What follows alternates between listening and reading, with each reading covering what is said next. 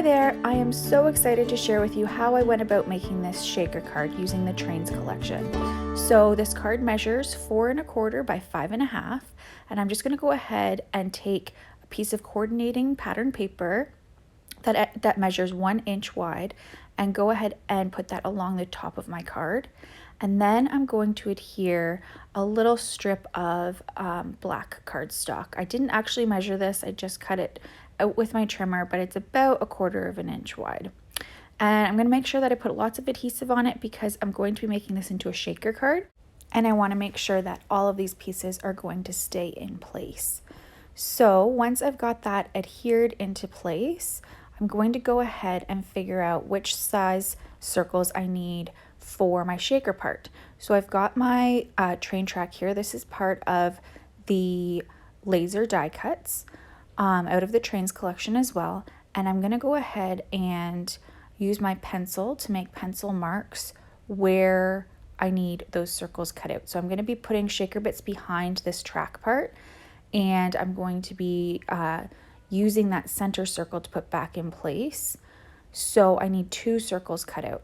So I'm just going to use my pencil and make those pencil marks. And before I started my card, I did measure the die cut, and I know that I'm going to need the medium size circle pattern with the green blade on the inside track, as well as the large size circle pattern with the red blade on the inside track for those 2 cuts.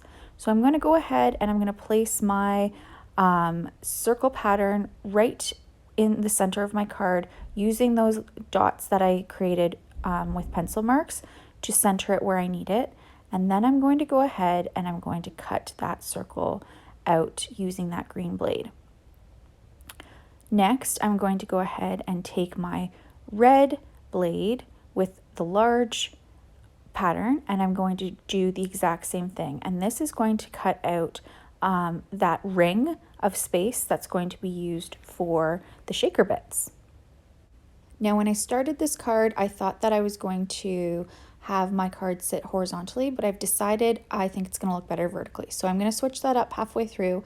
And when you're making cards and being creative, that's absolutely fine to do. So what I'm going to do next is I'm going to take that die cut and I'm going to use some removable adhesive and just put it along the outside ring of that track. And I'm going to adhere that down to my card front, making sure that it's nice and secure in place. And then what I'm going to do is I'm going to grab a piece of packaging. So this is just the packaging from the embellishments that I'm using. And I'm going to cut a square that's just larger than my circle space. So I want to make sure that circle space is going to be covered up completely and secure so that all of my little shaker bits don't fall out of my card. So I'm going to go ahead and I'm just cutting that out of packaging. It's just going to be 1 layer. And before I go and adhere it into place, I want to put that circle back. So it helps to have this black line in place because it helps you put it back exactly perfect so that the background design is continuous. So those tracks around the back are continuous, which is really neat if you look up close to the card. So once you've got that circle back in place, you can adhere that clear acetate material back down.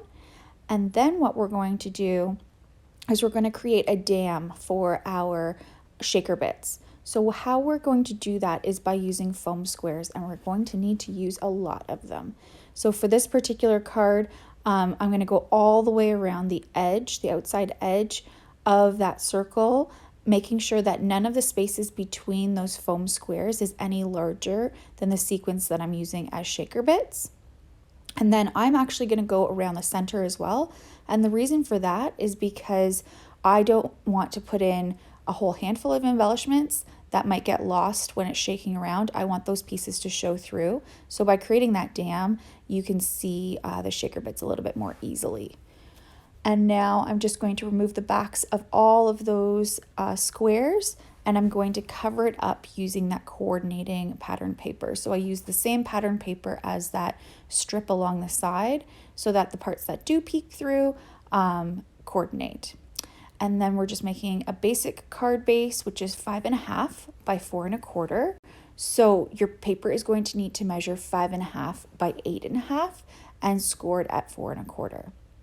And now I'm just going to adhere our card front to the card base, and I'm just using foam squares for the bottom part and then flat adhesive for the top part, just so that it adheres down evenly since we have all those foam squares at the top. And that is our card front. Next, it's just a matter of using some coordinating stickers from the Trains collection to embellish, and then our card will be complete. That's it. I hope you enjoyed it. Take care.